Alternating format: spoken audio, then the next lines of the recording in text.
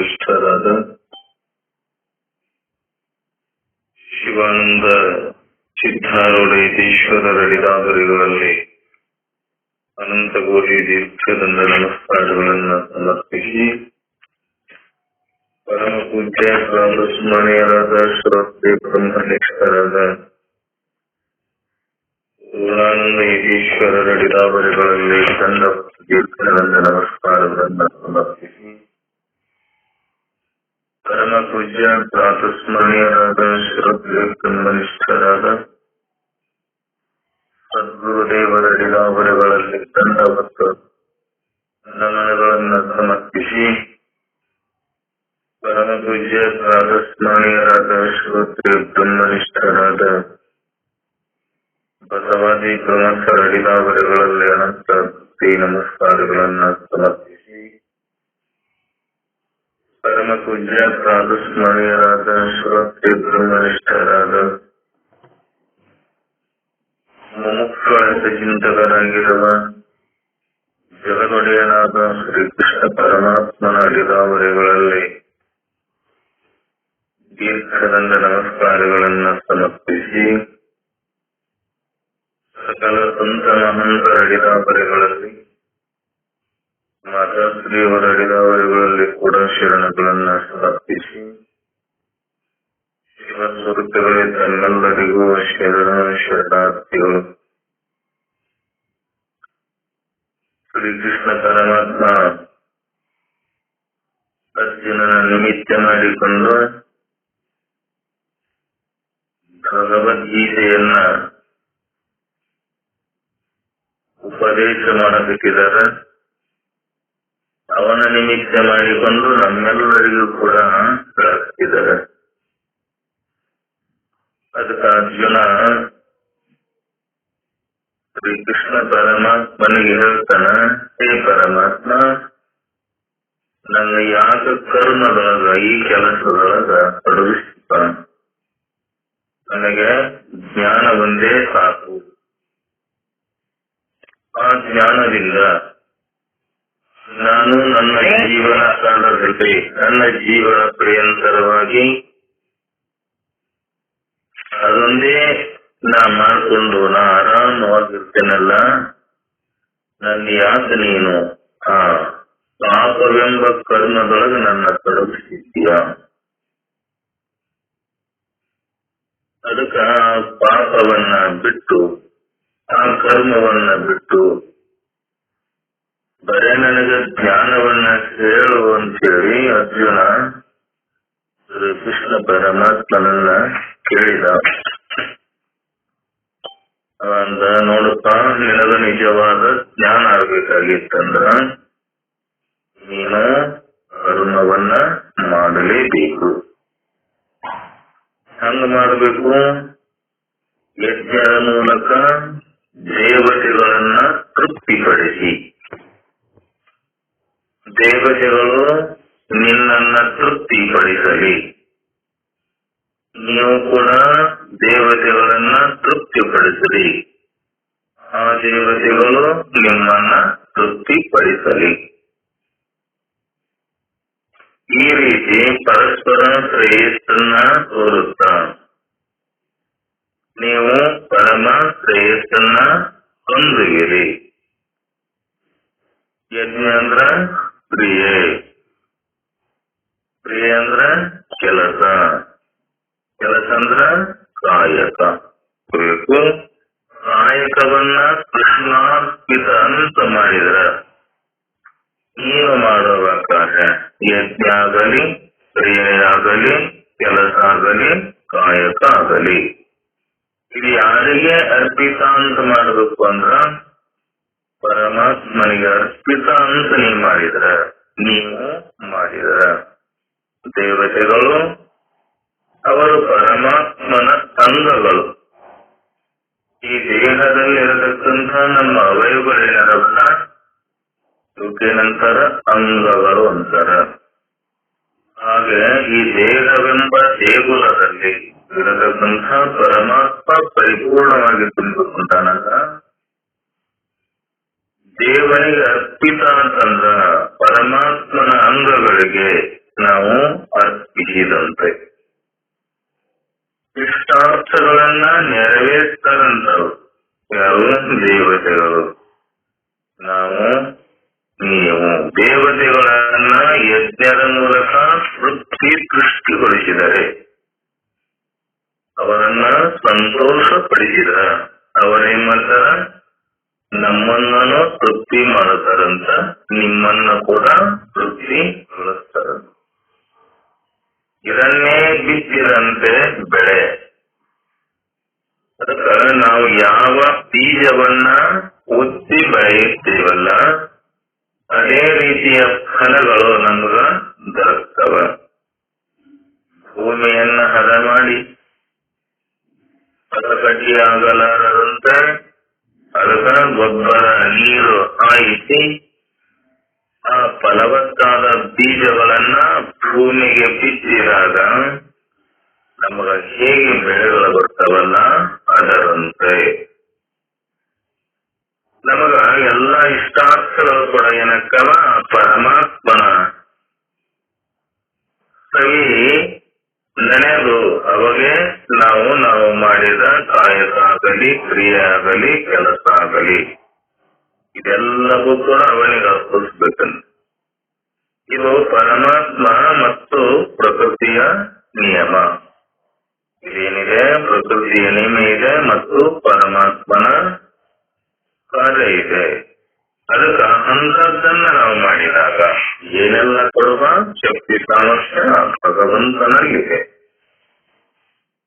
ಆಹಾರ ಶುದ್ಧವು ಸತ್ವ ಶುದ್ಧಿ, ಸತ್ವಶುದ್ಧವು ಧ್ರುವ ಸ್ತುತಿ,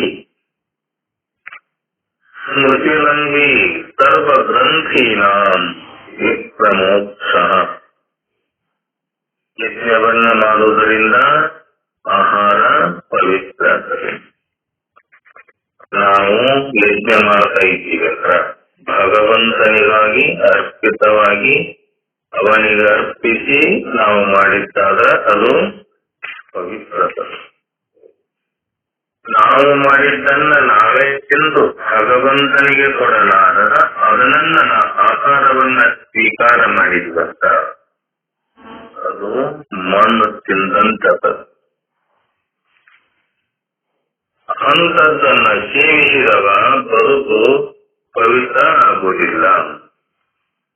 ತಾನು ಮಾಡುವ ಕಾರ್ಯ, ತಾನು ಮಾಡುವ ಆಹಾರ ಅದನ್ನ ಪರಮಾತ್ಮನಿಗೆ ಅರ್ಪಿಸಿ ಅದನ್ನ ಸೇವಿಸಿದಾಗ ನಮ್ಮ ಬದುಕು ಪವಿತ್ರ.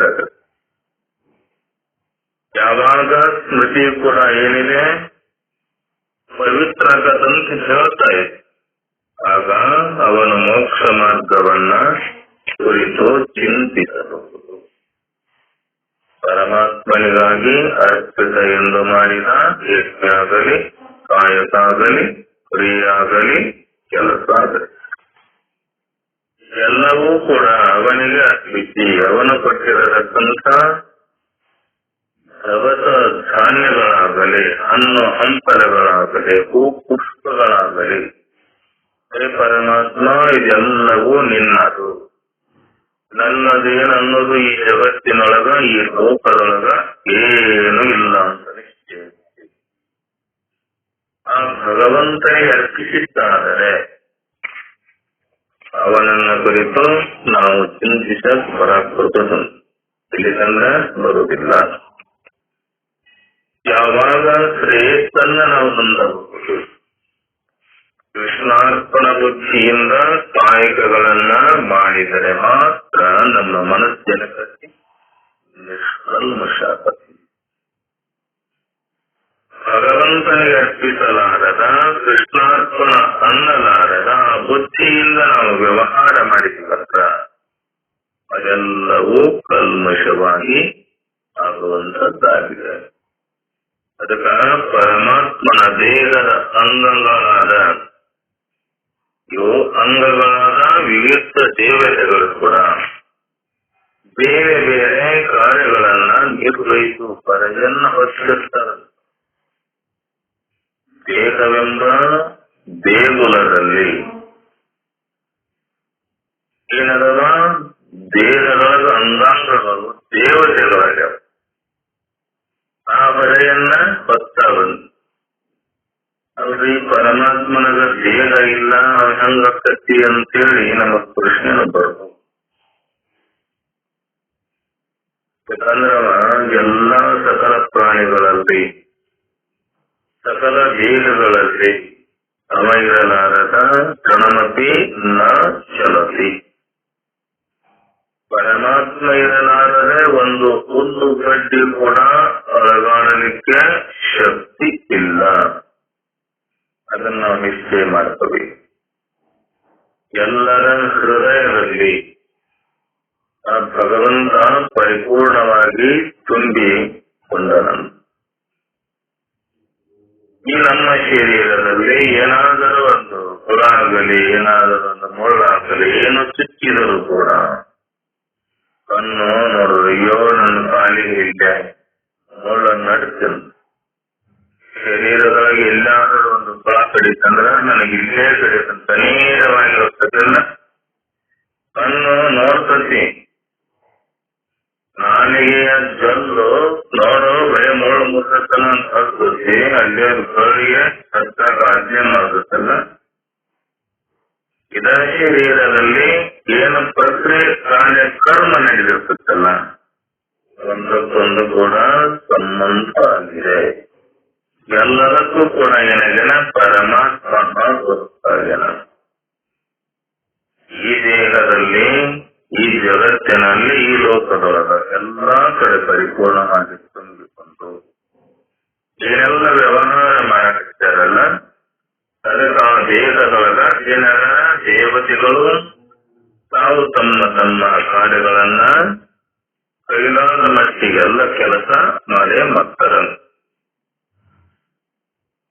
ಅಂತ ಬೇರೆ ಬೇರೆ ಕಾರ್ಯಗಳನ್ನ ನಿರ್ವಹಿಸುವುದನ್ನ ಹೊರೆ ಹಚ್ಚಿರಂತ ದೇವತೆಗಳು ಕೂಡ ನೀವು ಚೆನ್ನಾಗಿ ಉತ್ತಿ ಬೆಳೆದರೆ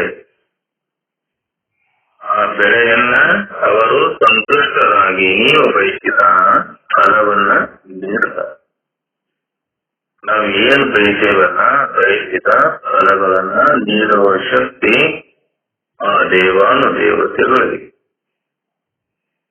ಅದಕ್ಕೆ ನಾವು ಮಾಡುವ ಕರ್ತವ್ಯವನ್ನ ಬಿಡಲಾರದ ಮಾಡಿದೀವಂತ ಫಲವನ್ನ ಬಯಸಲಾರದ ಕರ್ಮವನ್ನ ಮಾಡಲಿ ಕಾರ್ಯವನ್ನ ಮಾಡಲಿ ಕೆಲಸವನ್ನ ಮಾಡಲಿ. ಮಾಡಿದ ಕೆಲಸ ಹೆಂಗಿರ್ಬೇಕದು ಕೃಷ್ಣಾರ್ಪಣ ಬುದ್ಧಿಯಿಂದ ನಾವು ಮಾಡಬೇಕು. ಅದರ ಫಲದ ಅಪೇಕ್ಷೆ ಇರಲಾರದ ನಾವು ಭಗವಂತನಿಗಾಗಿ ಅರ್ಪಿತ ಅಂತ ಮಾಡಿದ್ದಾದರ ಅದೇನಕತಿ ಅದು ಮನಸ್ಸು ಕಲ್ಮಶ ಆಗಲಾರದ ಮನಸ್ಸು ಸ್ವಚ್ಛ ಆಗದು. ಅದಕ್ಕ ಇದರಲ್ಲಿ ಯಾವ ಸಂಶಯ ಇಲ್ಲ. ನಮಗ ಸಂಶಯ ಬರಲಿಕ್ಕೆ ಯಾವ ಅವಕಾಶ ಇಲ್ಲಿ ಇಲ್ಲ. ಕೈ ಕೆಸರಾದರೆ ಬಾಯಿ ಮೊಸರು, ಕೈ ಕೆಸರಾದರೆ ಬಾಯಿ ಮೊಸರನ್ನ ಸವಿಯಲು ಸಾಧ್ಯ ಇಲ್ಲ. ನಾವು ಹಾಲನ್ನ ಉಣಬೇಕಾದ್ರೆ ಮೊಸರನ್ನ ಮಾಡಿ ಆ ಮೊಸರು ತೆಗಿಬೇಕಾದ್ರೆ ಮಜ್ಜಿಗೆಯನ್ನ ಕುಡಿಬೇಕಾದ್ರೆ ಬೆಣ್ಣೆಯನ್ನ ತೆಗಿಬೇಕಾದ್ರೆ ಅದಕ್ಕೆ ಎಷ್ಟು ಕಷ್ಟ ಇದೆ. ಒಂದು ಹಸುವನ್ನ ತಂದೆ ಬಂದರೂ ಕೂಡ ಅದನ್ನ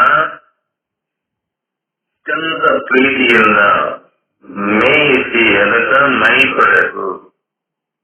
ಅದಕ್ಕೆ ಆಹಾರ ಎಲ್ಲ ವ್ಯವಸ್ಥೆಯನ್ನ ಮಾಡಿದಾಗ ಸಂತೋಷದಿಂದ ಹಾಲು ಕೊಡಬೇಕು. ನಮಗ ತಾನು ಕಸವನ್ನ ತಿಂದು ಅಮೃತ ಪ್ರಾಯವಾಗಿರುವ ಹಾಲನ್ನ ನಮಗ್ ಕೊಡುತ್ತಲ್ಲ, ಅದ ನಾವು ಮಾಡಲಾರದೆ ನಮ್ಮ ಹಾಲು ಕೊಡುತ್ತೀವಿ, ನಾವು ಕೊಡುವುದಿಲ್ಲ. ಅದನ್ನ ಕೈ ಕೆಸರಾದರೆ ಬಾಯಿ ಮೊಸರು. ಗಾದೆ ಮಾತು ಕೂಡ ವೇದಗಳು ಆಗಬಹುದು, ಗಾದೆ ಮಾತು ಎಂದೆಂದು ಆಗುತ್ತಿಲ್ಲ. ಇದೇ ಪ್ರಕೃತಿಯ ನಿಯಮ ಇದೆಲ್ಲ.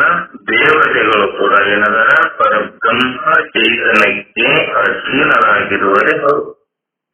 ಅವರು ಕೂಡ ಭಗವಂತನನ್ನ ಬಿಟ್ಟು ಇಲ್ಲ. ಭಗವಂತನ ಸ್ವರೂಪದಲ್ಲಿ ಇಟ್ಟುಕೊಂಡು ಎಲ್ಲಾ ವ್ಯವಹಾರಗಳನ್ನ ಅವರು ಕೂಡ ಮಾಡ್ತಾರಲ್ಲಪ್ಪ, ಪ್ರೇಮ ಮಾಡ್ತಾರ, ಕೆಲಸ ಮಾಡ್ತಾರ, ಕಾಯಕ ಮಾಡ್ತಾರ. ಅರ್ಜುನ, ನನಗ ಜ್ಞಾನ ಒಂದೇ ಅಂತ ಹೇಳುವಂತೀನಿ ಅಂತೆಲ್ಲ, ದೇವಾನು ದೇವತೆಗಳು ಕೂಡ ಇಂಥ ಕಾರ್ಯ ಕೆಲಸ ಕ್ರಿಯೆ ಎಲ್ಲವನ್ನ ಮಾಡ್ತಾರಲ್ಲಪ್ಪ. ಅದಕ್ಕ ನೀನು ಆ ಯಜ್ಞವೆಂಬ ಕರ್ಮವನ್ನ ಆಚರಿಸು. ಮಾಡಿದ್ದನ್ನ ನೀನೇನ್ ಮಾಡು, ನಾನೇ ಮಾಡಿದೆ, ನನ್ನಿಂದ ಆತು ಅಂತೇಳಿ ನಿನ್ನ ಮೇಲೆ ಆರೋಪವನ್ನ ಮಾಡಿಕೊಳ್ಳಬೇಡ. ನನಗಾಗಿ ಅರ್ಪಿತವೆಂದು ತಿಳಿದು ಇದೆಲ್ಲವೂ ಕೂಡ ಪರಮಾತ್ಮಂದಂತ ಅರ್ಪಿತ ಅರ್ಪಿಸಿ ಅರ್ಪಣಾ ಬುದ್ಧಿಯಿಂದ ನೀನು ಕರ್ಮವನ್ನ ಮಾಡು. ಲೌಕಿಕ ಜಗತ್ತಿನಲ್ಲಿ ನಾವು ಕೆಲಸಗಳನ್ನ ಮಾಡಿದಾಗ ಅವುಗಳಿಗೆ ತಕ್ಕ ಜೀತ ದೊರೆಯುವಾಗ ಪರಮಾತ್ಮನ ತೃಪ್ತಿಗಾಗಿ ಮಾಡಿದ ಕಾಯಕಗಳ ಫಲ 1ಕ್ಕೆ 10 10ಕ್ಕೆ 100 100ಕ್ಕೆ ನಮಗೆ ವಾಪಸ್ಸು ಬರ್ತದಲ್ಲ. ನಾವು ಭೂಮಿಗೆ ಬೆಳೆಗಳನ್ನ ಬೀಜಗಳನ್ನ ಬಿತ್ತಿದಾಗ 10 ಸೇರು ಕಾಳ ಬಿತ್ತವನ್ನ 10 ಸೇರು ಕೊಟ್ಟದ್ದೇನ ಭೂಮಿ. ಭೂಮಿಯಲ್ಲಿ 1000 ಚೀಲಗಳನ್ನ ನಮಗೆ ಕೊಟ್ಟದ್ದಲ್ಲ. ಯಾರಿಗಾಗಿ? ಎಲ್ಲರೂ ಸಂತೋಷವಾಗಿದ್ದು ನನ್ನ ಒಡಲಲ್ಲಿ ಇದ್ದುಕೊಂಡು ಇಷ್ಟೆಲ್ಲ ನನ್ನ ಸೇವೆ ಮಾಡ್ತಾರಂತೇಳಿ ಸಂತೋಷ ಬಂತು. ಭೂದೇವಿ, ಭೂಮಾತೆ ತನ್ನ ಹೃದಯದಲ್ಲಿರತಕ್ಕಂಥ ಎಲ್ಲಾ ಸಕಲ ಜೀವಿಗಳು ಕೂಡ ತಿಂದು ತೃಪ್ತರಾಗಿ ನಾನು ಕೂಡ ಯಜ್ಞ ಮಾಡಬೇಕು, ಕಾರ್ಯ ಮಾಡಬೇಕು, ಕೆಲಸ ಮಾಡಬೇಕು ಅಂತ ಹೇಳಿ ಭೂದೇವಿ ಕೂಡ ಏನೆಲ್ಲ ಕೊಟ್ಟಾರಲ್ಲ. ನಾವು ಕೊಟ್ಟಿದ್ದನ್ನ ತಾನೇ ತಿಂದು ಸುಮ್ಮ ಕುಂತಿದ್ರ ನಮ್ಮ ಗತಿ ಏನಾಗ್ತದೆ? ಭೂಮಿಗೆ ಬಿತ್ತಿದ ಬೀಜಗಳು, ಫಲಗಳು, ಕಾಯಿಪಲ್ಯಗಳಾಗಲಿ, ಗಿಡಗಂಟಿಗಳಾಗಲಿ ತಾವು ತಮ್ಮ ಹಣ್ಣು ತಿಂದು ತಾವೇ ಸುಖವಾಗಿತ್ತು ಅಂದ್ರ ನಾವು ಬದುಕ್ತಿದ್ದೀವಿ. ಭಗವಂತ ಹೆಂಗ್ ಮಾಡಿನ, ನೀವು ಅವರಿಗೆ ಕೊಟ್ಟು ಅವರು ಕೊಟ್ಟದ್ದನ್ನ ನೀವು ಸ್ವೀಕಾರ ಮಾಡಿ ತಿಂದು ಕಾಯಕವನ್ನ ಮಾಡಿ ತೃಪ್ತಿಯಾಗಿ ಇದೆಲ್ಲವೂ ಕೂಡ ನನಗರ್ಪಣಾ ಬುದ್ಧಿಯಿಂದ ಹೇ ಅರ್ಜುನ ಈ ಕಾರ್ಯವನ್ನ ನೀವು ಮಾಡು. ಅದಕ್ಕ ಅಂತದ್ದನ್ನ ನೀವು ಮಾಡಬೇಕಾದಾಗ ಅದರಲ್ಲಿ ನಮ್ಮ ನಂಬಿಕೆ ಇಡಬೇಕಂತ ಅಷ್ಟೇ. ಅದು ಮಾತ್ರ ಅಲ್ಲ, ಜೀವನದ ಪರಮೋದ್ದೇಶವಾದ ಮೋಕ್ಷವನ್ನು ಕೂಡ ದೊರಕಿಸುವಂಥದ್ದು ಆ ಸಾಮರ್ಥ್ಯ ಅದರಲ್ಲಿ ಇದೆ. ಎಲ್ಲದರಲ್ಲಿ ಕೂಡ ಭಗವಂತ ಏನ್ ಮಾಡನ ತುಂಬಿಕೊಂಡಾನ. ಅತ್ತತ್ತ ಪಾತಾಳದಿಂದ ತತ್ತ ನಿಮ್ಮ ಮುಕುಟ, ಶ್ರೀ ಮುಕುಟ ಅಗಮ್ಯ ಅಗೋಚರ ಆತ್ಮಸ್ವರೂಪ ಎಲ್ಲಾ ಕಡೆಗಿನಗಿದೆ ತುಂಬಿಕೊಂಡಂತ ಬ್ರಹ್ಮ ಸ್ವರೂಪ. ಅದಕ್ಕ ನಾವು ಆ ಕಾರ್ಯವನ್ನ ಕರ್ಮವನ್ನ ಮಾಡಿದಾಗ ಅದು ಅವನಿಗೆ ಅರ್ಪಿತ ಅಂತ ನಾವು ಮಾಡಿದ್ವಿ ಅಂದ್ರ ನಾವು ನಿತ್ಯ ಸುಖಿಗಳನ್ನು. ಎಲ್ಲರಿಗಮಾಗಿ ತಾನ್ ಎಲ್ಲರೂ ತನಗಾಗಿ ನಿಲ್ಲುವೇಕಾತ್ಮತೆಯ ಬಾಳೆಯಂ ಕಲಿಯಲ್ ತನ್ನ ಉಪಕರಣಗಳು ಮನೆರಾಜ್ಯ ಸಂಸಾರವಲ್ಲ ಬೆಳೆದಿರುವನು ಮಂಕುತಿಮ್ಮ. ನಾವು ಎಲ್ಲರಿಗೋಸ್ಕರವಾಗಿ ಬಾಳಬೇಕಂತ, ನಮಗಾಗಿ ನಾವಷ್ಟ ಬಾಳಿದ ಅದು ನಿಜವಾದ ಜೀವನ ಅಲ್ಲ. ಎಲ್ಲರಿಗೋಸ್ಕರ ಬಾಳಬೇಕು, ಎಲ್ಲರೂ ನನಗೋಸ್ಕರ ಇದ್ದಾರಂತೆ ತಿಳ್ಕೊಂಡು ಎಲ್ಲವ ಏಕಾತ್ಮತೆಯನ್ನ ಬಾಳಿನಲ್ಲಿ ಕಲಿಯಲು ಸಿದ್ಧನಾಗು. ಇವರಿಗಾಗಿ ನಾನು, ನನಗಾಗಿ ಇವರ ನರಕ, ಅದಕ್ಕ ನೀ ಬಾಳಿನಲ್ಲಿ ಕಲಿಯಲು ಸಿದ್ಧನಾಗು. ಇದಕ್ಕ ನಮಗೆ ಇರುವ ಉಪಕರಣಗಳು ಮನೆ, ರಾಜ್ಯ ಮತ್ತು ಈ ಸಂಸಾರ, ಅವುಗಳನ್ನ ಅಲ್ಲ ಬೆಳೆಯಬೇಡ. ಅರ್ಜುನ, ಇವುಗಳನ್ನ ನೀನು ಅಲ್ಲ ಬೆಳೆಯಬೇಡ. ಇನ್ನು ಅಲ್ಲವು ಎಲ್ಲವೂ ಕೂಡ ಪರಮಾತ್ಮನವಲ್ಲ. ಅದಕ್ಕ ಅಲ್ಲ ಬೆಳೆಯಬೇಡ. ನರನಾಡಿ ಮೋಹತಿಂ ವಂಶದಕ್ಕಾಗಿ ಮನೆ, ನೆರೆ ಬರೆಗಳೂರು ರಾಷ್ಟ್ರಗಳು ಸಂಘಗಳು, ಕೆರೆಯೊಂದು ಕೇಂದ್ರದಿಂದೆಳೆಯ ಪಲೆಗಳು 100, ಹರಿವಂತೆ ಸಂಸಾರ ಮಂಕುತಿಮ್ಮ. ನರನಾಡಿ ಮೋಹತಿಂ ವಂಶವದಕ್ಕಾಗಿ ಮನೆ. ಈಗ ವಂಶ ಬೆಳಿಬೇಕಾದಂದ್ರ, ಬಳ್ಳಿ ಬೆಳೆಯಬೇಕಾದ, ಸಂಸಾರದ ಬಳ್ಳಿ ಬೆಳಿಬೇಕಾದಂದ್ರ ನೋಡೋಗಿಂತವರ ಮಕ್ಕಳು, ನಮ್ಮ ಅಜ್ಜ ಅಮ್ಮ ಎಲ್ಲ ತಂದೆ ತಾಯಿಗಳು ಬಂಧು ಬಾಂಧವರು ಎಲ್ಲ ಮಾಡಿ ಇದೇ ಪರಮಾತ್ಮ ಸೃಷ್ಟಿಸಿದ ಜಗತ್ತಿನಲ್ಲಿ ಎದ್ದು ತಿಂದು ಒಂದು ಸುಖವಾಗಿ ಒಂದಿಷ್ಟು ಮಂದಿ ಮಾಡ್ಯಾರ. ಪರಮಾತ್ಮನ ಚಿಂತನೆಯನ್ನ ಮಾಡಿ ಪರಮಾತ್ಮನನ್ನ ಕೂಡ್ಯಾರ. ಒಂದಿಷ್ಟು ಮಂದಿ ಇಲ್ಲ ನಾನ ಮಾಡಿದ್ದೆ, ನಾನೇ ದುಡಿದೆ, ಇವರಿಗಾಗಿ ಹಗಲು ರಾತ್ರಿಯನ್ನ ದುಡಿದು ನಾನು ಈ ದೇಹವನ್ನ ಬಿಟ್ಟು ಹೋಗೇನಂತನ್ನುವರು ಒಂದಿಷ್ಟು ಮಂದಿ ಅದಾರ. ಅದಕ್ಕ ಇಂಥ ಪರಮಾತ್ಮನ ಈ ಜಗತ್ತಿನೊಳಗ ನಾವೇನ್ ಮಾಡಬೇಕಂತೆ, ಇದ್ದಷ್ಟು ದಿನ ಎಲ್ಲರ ಜೊತೆಗೆ ಪ್ರೀತಿಯಂದಿತ್ತು, ಎಲ್ಲರೊಡನೆ ವೈರವಿಲ್ಲದೆ ಕೂತುಲೆ ಚಂದನ. ಯಾರೊಡನೆಯೂ ಕೂಡ ವೈರತ್ವವನ್ನ ಬಯಸದೆ, ಮಾಡದೆ, ಜಗಳಾಡದೆ, ಅತ್ಯಂತ ಪ್ರೀತಿಯಿಂದ ಎಲ್ಲವೂ ಕೂಡ ಪರಮಾತ್ಮನ ಇದು ಜಗತ್ತು. ಪರಮಾತ್ಮನ ಸ್ವರೂಪಗಳು ಇವರೆಲ್ಲ ನನ್ನ ಸ್ವಾಮಿಗೆ ತಂದ ಕಾಯಕವನ್ನ ನಾನು ಎಲ್ಲರಿಗೆ ಸಂತೋಷವನ್ನ ಬಯಸಿ, ಈ ಸೃಷ್ಟಿಯಲ್ಲಿ ಸ್ತ್ರೀ ಮತ್ತು ಪುರುಷರ ಮೋಹದಿಂದ ವಂಶ ಬೆಳೆಸಿದ್ದಲ್ಲ, ಆ ಸಂಸಾರವನ್ನ ಸಾಗುವುದಕ್ಕ ಮನೆ ಮಾಡುವುದು. ಈಗ ನಾವೆಲ್ಲರೂ ಭಗವಂತನ ಮನೆಯಲ್ಲಿರೋಣ. ಈ ಜಗತ್ತೆಂಬ ಮನೆ ದೇವನ ಮನೆಯಿಗೂ ಈ ಜಗವೆಲ್ಲ, ಬಾಡಿಗೆದಾರರು ಜೀವಿಗಳೆಲ್ಲ. ಈ ಭಗವಂತನ ಮನೆಯೊಳಗೆ ನಾವಿರೋಣ. ನಮ್ಮ ಜೀವನದ ಸುಖವಾಗಿರಬೇಕಂತೇಳಿ ನಾವೇ ಮಾಡ್ತೇವೆ, ವಂಶ ಬೆಳಿಬೇಕಂತೇಳಿ ಲಗ್ನ ಮಾಡಿಕೊಂಡು ಮನೆ ಕಟ್ಟಿ ಲಗ್ನ ಮಾಡ್ಕೊಳ್ಳೋರದಾರ. ಮದುವೆ ಆಗಿಂದ ಮನೆ ಕಟ್ಟಿದ ಸಣ್ಣವ್ರು ಒಂದಿಷ್ಟು ಮಂದಿ ಅದಾರ. ಹುಡುಕಲ ಹಾಕೊಂಡು ಜೀವನ ಮಾಡೋರದಾರ, ಕಟ್ಕೊಂಡು ಜೀವನ ಮಾಡೋರದಾರಲ್ಲ. ಈ ಭಗವಂತನ ಮನೆಯಲ್ಲಿ ಆ ಪುರುಷ, ಸ್ತ್ರೀ ಮತ್ತು ಪುರುಷರ ಮೋಹದಿಂದ ವಂಶ ಬೆಳೆಸಿದಲ್ಲ, ಆ ಸಂಸಾರವನ್ನ ಸಾಕುವುದಕ್ಕಾಗಿ ಮನೆ ಮಾಡು.